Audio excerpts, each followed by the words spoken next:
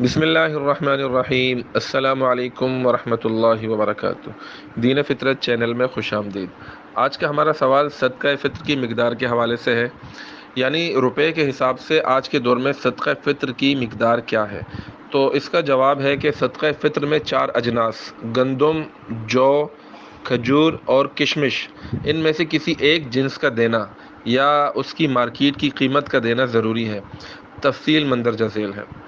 Number 1، گندم نصف سا یعنی 1.25 کلو، تاہم احتیاطاً 2 کلو یا اس کی متوسط بازاری قیمت دینی چاہیے۔ نمبر 2، جو 1 سا۔ نمبر 3، کھجور 1 سا۔